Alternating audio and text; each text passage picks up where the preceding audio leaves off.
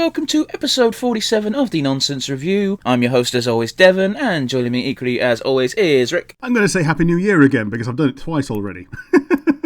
Hello everybody. Today we're going to be watching a Netflix exclusive, or no, it might not actually be a Netflix exclusive, or rather original they like to claim, but sometimes they've just paid for it, and it's a weird thing. Yeah. Just one little precursor, as I was explaining to Rick before we started the podcast, I feel like shit today, so if my voice drops or if I cough a bit and I don't catch it in the editing, I can only apologise. That's the deal there. So before we actually get onto the bulk of our review, those of you who are new to the podcast, what Rick and I like to do is we like to talk about our weeks, what we've done during the week, as well as things going on in the wide world. So to that end, Rick, how's your week been, buddy? Well, out in the wide world, we see that Uncle Boris has finally apologised for one count of being a dick and left all the other ones out on the table. Except it wasn't really an apology. His apology is, I'm sorry, I didn't realise it was a party. Oh boy! When he invited he invited like 300 people and 100 came. I haven't got a clue. What he said is he was thanking 10 Downing Street staff, and he didn't realise that might be misconstrued as a party. He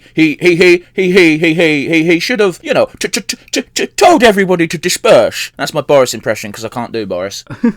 Man's a fucking knobhead. Yeah. I liked him more when he could be a knobhead on a small scale, behind closed doors, and not have everyone looking at him all the time. When he was just pretty much a nobody. Like, the thing that blew my mind was when South Park took the piss out of him. And that was like 5 years ago, because he was the foreign minister. Oh, yeah. When he was the guy that did all the pro-Brexit, anti-EU campaigning, and then they made him the foreign minister to the EU.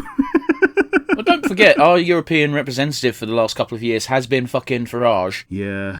But then, on a more personal note, I bought the Zelda Musou game, the second one, a few months ago, and I finally got stuck into it, and now I've got a decent roster of characters, and the world has opened up, and it's feeling really neat. Well, I'll ask some questions, even though I'm not invested. How big is the roster? A bit bigger than what I've got. I've got like 8 or 9 characters, which means for a 4-person mission, you've always got a bit of choice. The actual roster is, I think, maybe 30. Okay. It's nowhere near massive by Musou standards, but I think most of them are actually pretty unique. It's one of those weird ones where, well, you're saying that, like, even from Dynasty Warriors 4, the roster was like 54 officers. We're up to like 100 and something now, and I think I've said this on the podcast before, but I'll say it again. Creating 100 plus unique movesets is hard. I'll acknowledge this.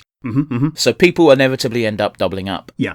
I've not seen any clones yet, yeah. At which point, you've not got unique characters, you've just got fucking palette swaps, which is fine in its own way, but you shouldn't be advertising X amount of officers when really you've got 50, but twice. Yeah, sometimes they mix up the clones, so like you might have a different effect on something, you might have a different special. Well, specials don't mean anything, because they're just, you do the animation, you do the cool thing, you do the damage. But like, I'm going to call it XXY, because I'm most used to Xbox controllers for some reason, but I think it's technically YYX on the Nintendo Switch because they move the buttons around for some fucking reason. And yeah, that having a different animation and a different set of effects. But yeah, that's pretty much it for me and my week. I've been incredibly boring. Oh yeah, one other thing. If I did moan about my mum being ill, she's now better. We don't know what was wrong with her. We don't know how she's got better, but we're now happy. But yeah, how has your week been? Persona 5 Strikers is free with PlayStation Plus, so I finally started playing that. Oh yes, the other Musou of a game that some people like. I've not bought it yet, as in not bought it for free on PlayStation, but I will do soon. Hopefully it's good, because I've heard things that people that have played it have liked, even people that don't really like Musous. I've played it for about an hour and a bit. The story is interesting. It follows off from Persona 5. It's not got any royal connections, because I don't fucking know why they made that decision, but whatever. Yeah, they announced them the same day. It's okay. The plot beats are good, which is the main thing. Makoto and Haru are now in college, so they're legal for you weirdos who like to fap to Persona characters. Okay. You're not, though. I'm fucking all about Karakami, and you know this. Yeah. The first thing I did when I was given control is I wonder if they've got the other confidants who aren't on the Phantom Thieves team in the game. So the very first time you can actually get to control Joker again, you're in Zhonganyaya, and it's like, go to the Blanc, and I'm like, okay, but Ties is right there, so I'm going to see if I can speak to her quick. I went to her place, and it was like, Mona told me off and said, oh, she's probably busy, come back later. So I'm like, okay, cool. I hope the other confidants come back, because I'm quite fond of some of the more adult characters. Yeah, hope they do actually come back later. Because it's one of those that even if they're not really talkable, toable, a lot of them do end up as merchants, because they like to split up what you can buy from each little merchant. So Taitakemi being the medicine merchant, and the ex-Yakuza guy being your gun merchant, all that stuff. Yeah. The new character, Sophie, is great. She's adorable. The gameplay is weird, because you run through well, they're not palaces no more. Apparently they're called jails for some reason, but whatever. But they're palaces. Yeah.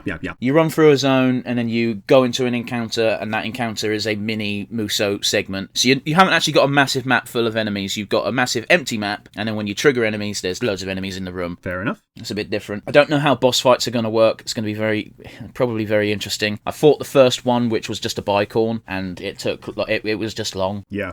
It is until you can reliably. Well, I don't know if it's the same in that one, but in Hyrule, like, you've got a break meter, and once you break someone, you can do a semi-finisher. On jobbers, it kills them, but on bosses, it takes like a third of the health bar. Yeah, it's pretty similar, because Persona's still got the weakness mechanics, so yeah, if you use Thunder on something weak to Thunder, it goes prone, as it were. Doesn't work like that on bosses. A boss has like 3 shield meters that you got to pop through, and it's annoying. But yes, moving on to the Wide Wide World, I need to say this is going to become a weekly segment. This is not a wrestling podcast, but WWE is continuing to be assholes. Okay. I wasn't actually aware of this, but another smaller wrestling federation known as MLW, Major League Wrestling, has filed a lawsuit against WWE because WWE has been using strong-arm bully tactics on services that MLW has tried to make agreements with, aka streaming sites. Okay. So in order for a company to grow, they need to have access to these platforms. However, this is all allegedly, by the way, a top WWE executive had a meeting with, I can't remember this streaming service's name, so I apologise, where he said, we'd be quite irritated if you were to accept this onto your platform. So yeah, MLW is quite clearly fucking trying to sue the fuck out of them for trying to have a monopoly on wrestling. Which, it's WWE, it's not news to them, that's all they've ever done. Yeah. For those of you not familiar, the reason why WWE is the biggest wrestling promotion, at least in the States, back in the 80s and the 90s, there used to be a thing called the territories, where each state would have its pretty much big promotion, and I'm not going to give you a wrestling history lesson right now. The way Vince McMahon actually won, as it were, was he went around and nicked all the big stars from all of the territories. So why the fuck are you going to go watch fucking Bill Watts' promotion when Bill Watts' big guy now works with WWF? Ooh, yeah. He was a ruthless businessman, shall we say. But yes, it's the 21st century, and now instead of poaching big stars, they stop you from getting a streaming deal. But yes, Rick, what are we doing today? Today we are doing Season 1, Episode 1 of Q-Force. It's available on Netflix, and if you'd like to watch along with us, it's 3, 2, 1, and go. Yeah, I have no idea what the fuck this is about. Yeah, me either. It's animation, and I assume it's a queer thing. Netflix brought it up on as the office-based things when I first logged in, so I didn't even have to search for it. Netflix went, oh, you might like this, go. God damn, those gunshots are loud. I'm going to turn this down. I turned it down after the big N. I already had it on half, I almost said half volume, so I was expecting it to be loud, but then gunshots and very loud.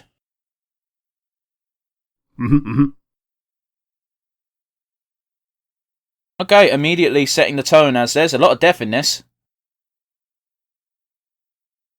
Yeah. Casual death. Oh no, there's a bomb. I call bullshit on this.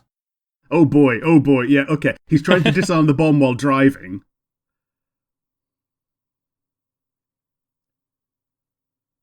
Oh, okay, it's a training exercise. There was a lot of blood for that to be a training exercise. That is the worst way to arm a grenade. That does remind me a bit of Johnny Bravo. Do you remember when he bought those shitty toys? Yeah.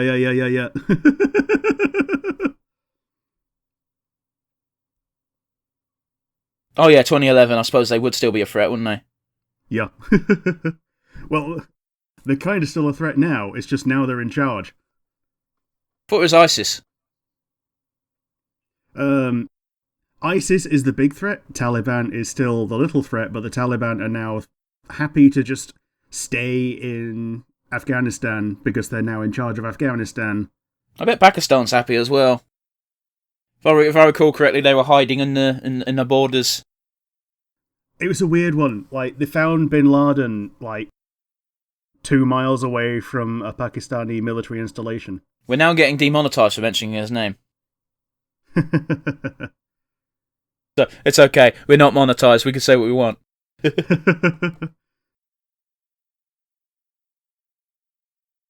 Oh no.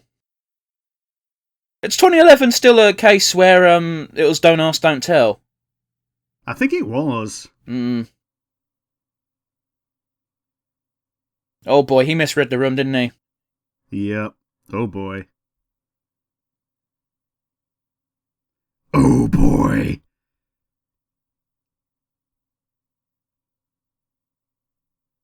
Yeah. Everyone believes you.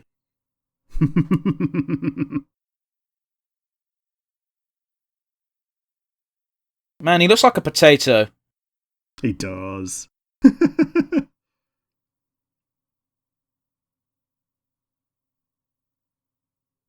don't think that's going to be true.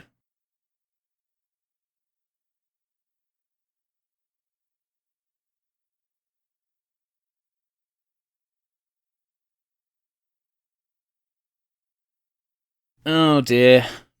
This is quite uncomfortable to start with, isn't it? Yeah, it is. Well, I think it's meant to be, but yeah, it is. Oh, is it San Francisco? So it would seem. Oh no. Oh! Gay rollerblade Jesus. Oh, West Hollywood, never mind. I'm guessing West Hollywood is known as quite a gay location? Maybe. Eh. I've been to Hollywood. I didn't go to the gay zone, as it were. Fair enough. Well, not intentionally. I might have gone through it. I don't like the generic fucking, the generic text and message tones I got on the phone, because it's making me go, where? Where's my phone? Even though I don't have generic shit on my phone. Yo, this dude's strong as shit. Yeah, he is.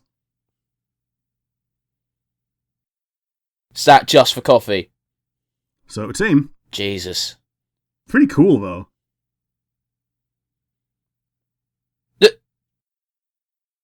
I'm guessing they're nudists.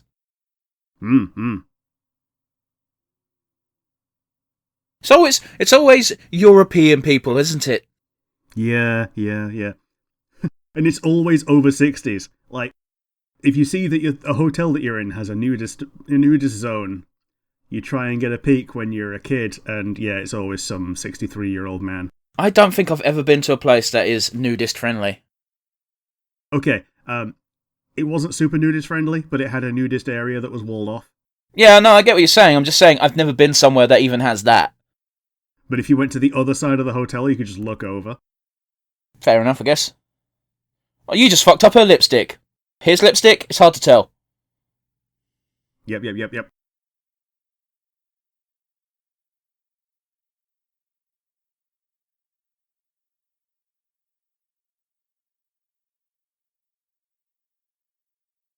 Well, at least he's somewhat cheerful despite his shit posting.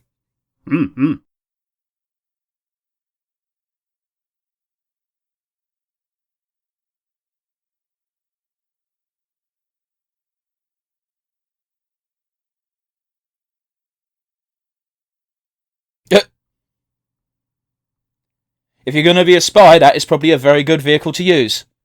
Then you got fucking Archer who drives around in a Mustang. That's actually a really neat idea. Like, the one way to not get your spy car nicked is to make it look shit on the outside. Yep. I assume that's a funny joke. Yep.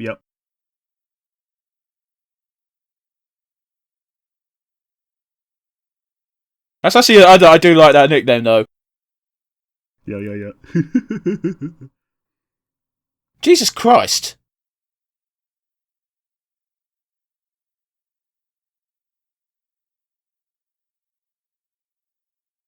So this is going to be Twink. What a fucking nickname. So, Twink, the Master of Disguise.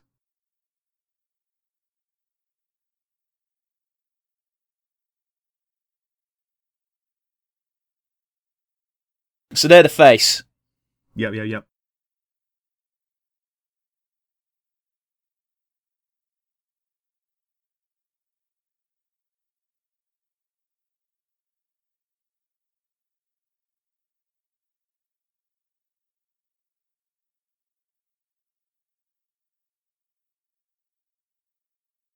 Okay. Bit of a limp fart, innit? Yeah. I like how he's got this super crack team of geniuses, and his feat is, I can jump slightly higher because I'm big buff burly man. And that's one of those things that's actually difficult to do the more buff you get. Sure. That makes no sense. The paper was already here.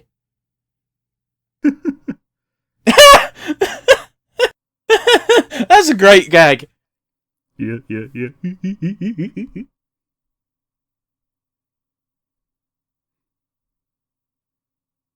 Aww.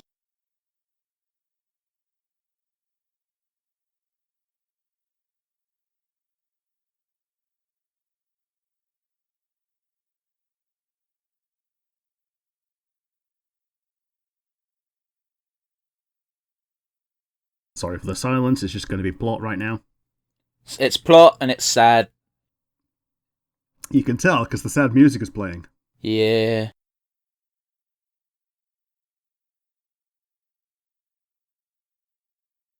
It's all about fucking, making an actual living, bro.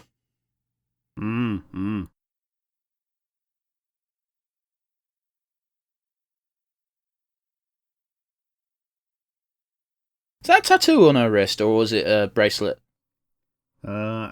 I think it's a tattoo in the shape of a bracelet. Oh, don't do that, you'll end up bald.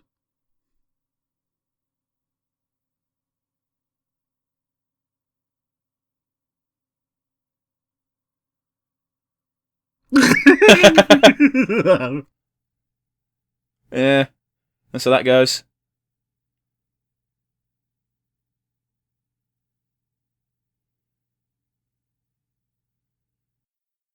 Why? How?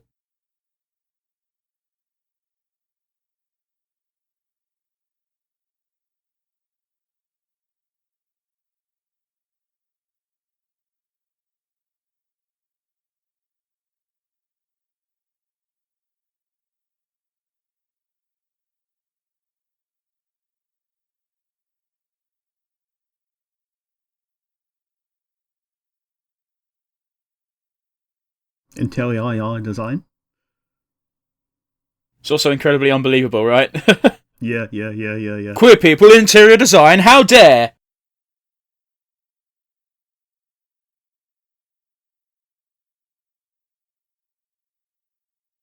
About the only person without a realistic body shape is them. Yep.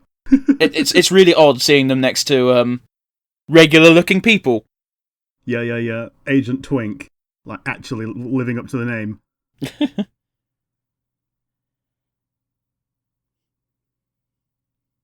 Oh, she's got the Emmett streak. I wish you wouldn't call it that, but sure.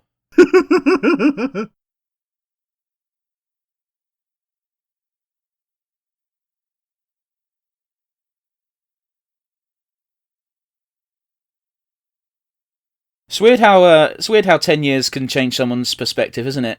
She seemed so supportive at the beginning. Yep. Is that his mum? I think it is.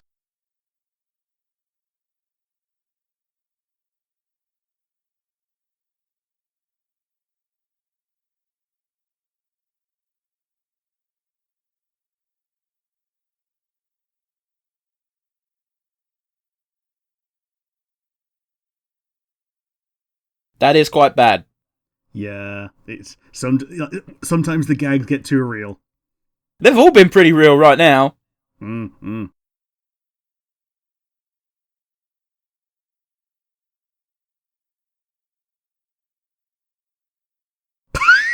You could totally see the grey hairs. Yeah, What are you on about?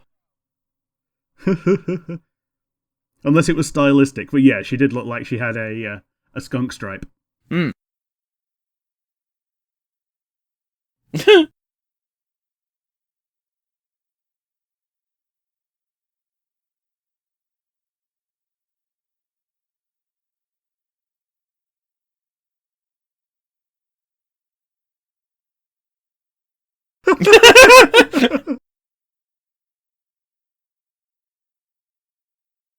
Okay, so these guys have some interesting backstories, don't they?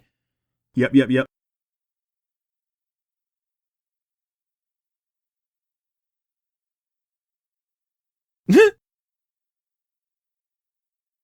The integrity of our insoles.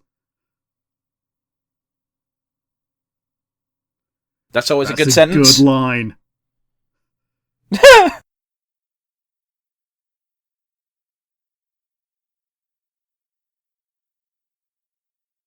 I thought that was pretty common knowledge. Yeah. Well,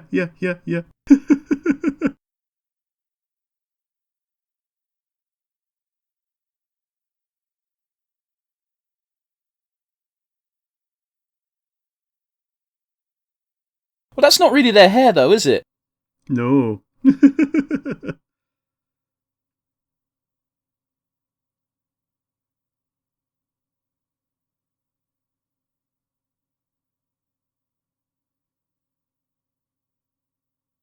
Yeah, that's usually never good, is it? Mm-hmm. That's a lot of words to come from 2 words. Well, sometimes foreign script pumps more information into a couple of characters. Yeah, I'm sure, but...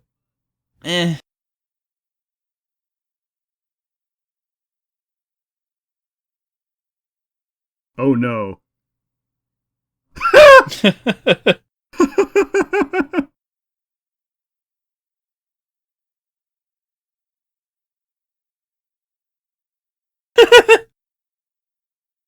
There's a lot of stops for because we're paying attention because it's sad and plot heavy, and then just, ha, that's a good joke. Yeah. The anachronisms too as well. It takes place in oh no, it is 2021 by now, isn't it? Yeah. Yeah. So I take that back. I was about to say he had an iPhone 12, but yeah, he would.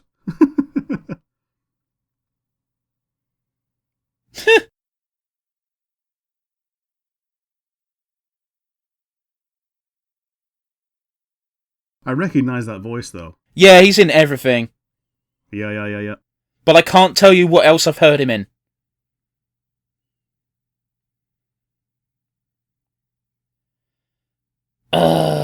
God damn. I know you're supposed to hate this character, but Mm-hmm.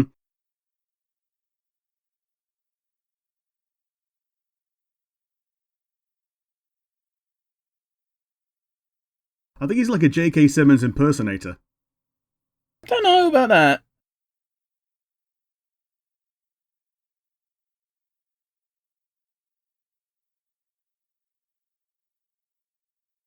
God damn it, generic ringtone, stop doing it!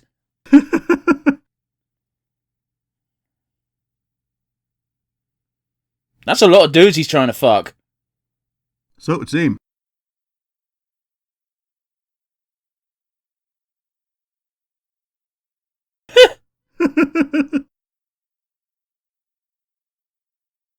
Church on that street name, perhaps?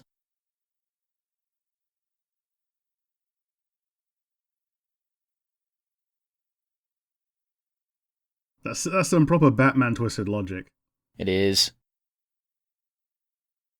However, that is all Batman needs. How? Cartoon, I know, but how? Mm-hmm. Dude, I like how they mentioned Ariana Grande because there's a post circulating right now of someone's 3-year-old niece was watching Lord of the Rings with them, and you know the Lurtz, the Uruk-hai who kills Boromir. Yeah. Their niece just goes, "Oh my god, they've got the same hairstyle as Ariana Grande." I think I saw this, yeah. And yeah, they actually do.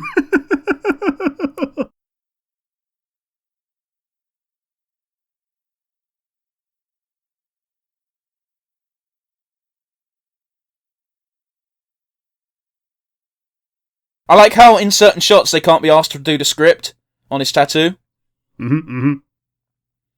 A second ago he had no script on his tattoo. Well,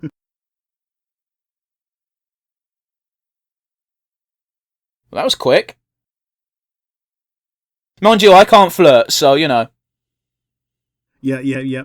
There's also the, what is it? The stereotype that some gays are promiscuous. Yeah, I more meant the I love you bit being the bit quick. That could also be a cheap trick.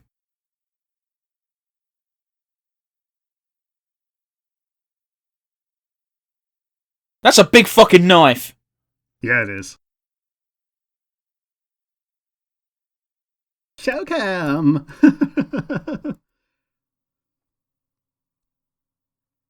I've got to be honest with you, like, the animation's pretty fucking smooth. Yeah, it is.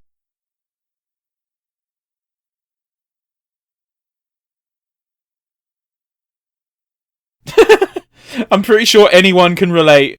If you've ever been to a city, there's always at least one or two streets that don't know fuck all about. Yeah. It's like that joke from fucking Dragon Ball Z Abridged. Okay, so North City is to the west, South City is also to the west, and East City is to the north. Where the fuck am I? Yep. Holy shit, it works. These are tiny wings. Who cares as long as it works? Never mind. Okay, it does now. Batman on a budget.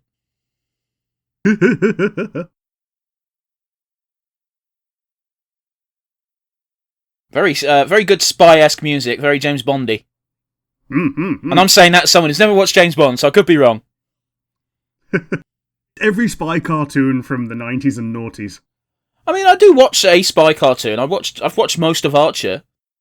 Yeah. And I watch Totally Spies. Okay. Totally Spies is responsible for 9 out of 10 people's fetish for fucking BDSM. And for everything, really. Like, they get tied up every episode. There's the episode where Alex becomes a tiger girl.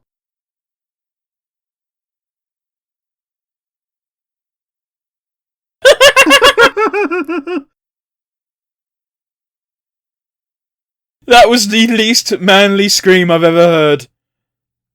Yep.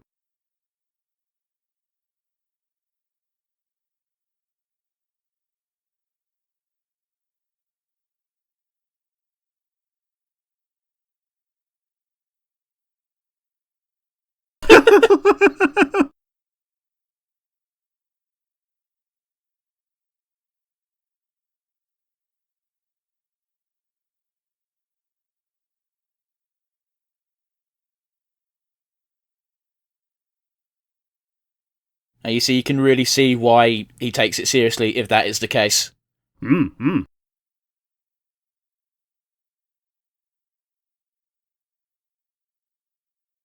There's a good line in Dunk and Egg. A noble woman explains to Dunk that if you're a woman in this society, whenever you get in a pissing contest, you have to piss twice as hard for twice as long to get half the recognition. Yeah. And that shit is still true today, so...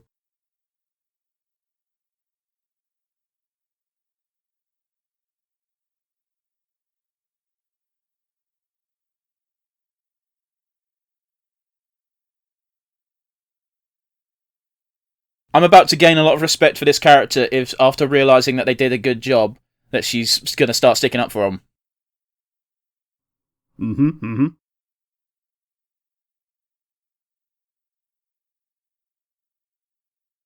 Oh, hell yeah! Yeah.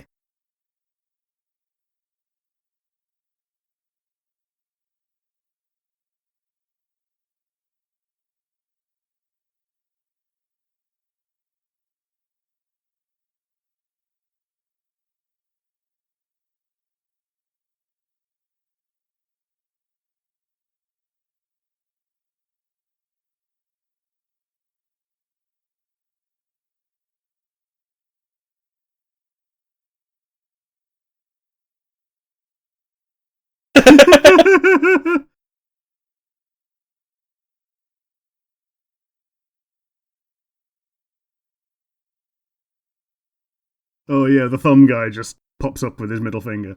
That's a good line. Yeah, that is a good line.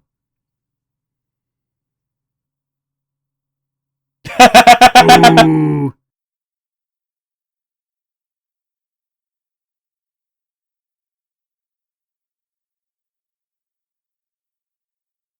Oh, right, I forgot about him. Yeah.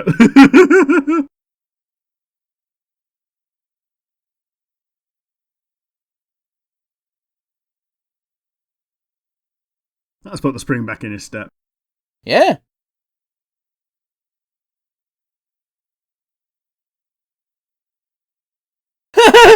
Yeah, a lamp, not a flamethrower. Actually, it might not be a flamethrower. I don't know. Oh, is he going to find love? Oh, he's already blushing. Oh. That is clearly a flamethrower. Yeah. Oh, Holy fuck, good. they've been given a budget.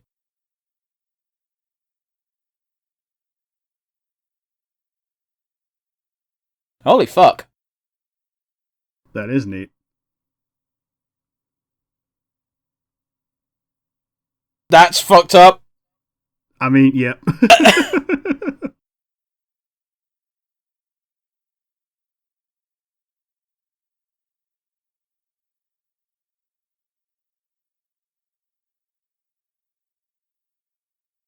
I really want to see this motherfucker get shot. He looks like the fucking bully from the Bully game. A little bit. Well, this is not great.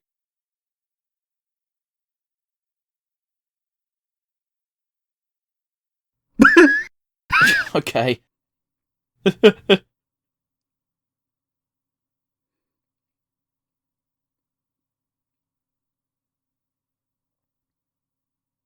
Oh, fuck yeah.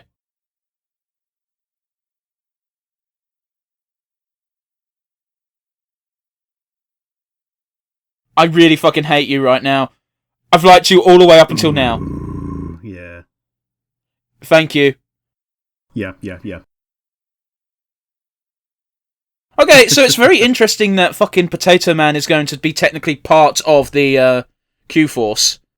But I suppose they do need an antagonistic force within the group. I don't know.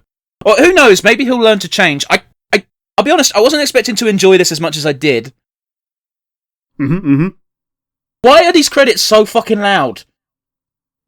Yeah, they're even on like 20% and they're at full volume. I've just muted it. It's just music. It's fine. I don't think there's a bonus scene. There's probably not a bonus scene because they wanted me to skip the credits. So. Yeah. But yeah, Titmouse. Titmouse is one of the companies apparently. It's a normal animation company apparently. I'm sure it is. It's just It's used for a lot of things, but yeah, like for anyone who doesn't live in America near the place that it's named after or whatever, like it just says Titmouse. I assumed it was a type of bird because the animation logo had a bird on it. Well, it was a blue tit. The bird was a blue tit, and I assume that the mouse isn't a kind of mouse. So, okay, fair enough then. But yeah, I might binge this. Yeah, it's a. I know you don't have pajama days, but it's very much a pajama day show. If any day was going to be pajama day, it would be today where I'm dying. Yeah. Like I legit had fever dreams last night. Oh boy. Not great. I couldn't feel my body, but I was awake. And like, for some reason, my brain was like, "You're not actually a human right now. You're a pile of corpses." And I don't know why my brain was telling me that. And then I couldn't move. And then I was too hot. And then I was too cold. And then I was like, "I don't know what's going on." It was not a good day. Evening, night. But yeah, what do you think of the episode? It was alright. It was a decent interplay of comedy and getting real. It made you care about, I'd say, most of the characters pretty quickly. But yeah, how about you? What did you think? The cast is certainly colourful. I enjoyed pretty much everyone. Like, the people who are clearly meant to be dickheads and you're meant to hate, I really hate, you know? Again, I wasn't expecting a face turn from, I've already forgotten her name, but V, I think they called her. So that was cool. I even said it during the episode, like, if this character now does a U-turn once she finds out that, hey, this team is competent, she'll have gained my respect. And she did. Yeah, absolutely. So yeah, I suppose we should move on to our usual wind down. So to that end, Rick, do you have a favourite moment? My favourite moment is, I think her name is V, as we say, just slamming her hands down on the table and telling the J.K. Simmons impersonator when he says, "I don't have to listen to you," she goes, "Yes, you fucking do." And that was my favourite moment. Yeah, it was pretty good. It's always good to see, like, it's when a lower level manager stands up to the manager of the entire company. Yeah. Usually doesn't work out that well, but hey, the only reason she got, well, what she wanted and what she believed was due to the group was because she actually stuck her neck out big time. Yeah, she's gambled her entire career on something that she believes in. How about you? Do you have a favourite moment? It's a bit tough because the entire episode was very enjoyable. Yeah. The seeds of love blossoming at the end was pretty sweet, very cute. The neighbour who started to blush. It's a shame that it was a bit lampooned by the gag of it's just a lamp when it's clearly a flamethrower, or at least a automatic weapon of some kind.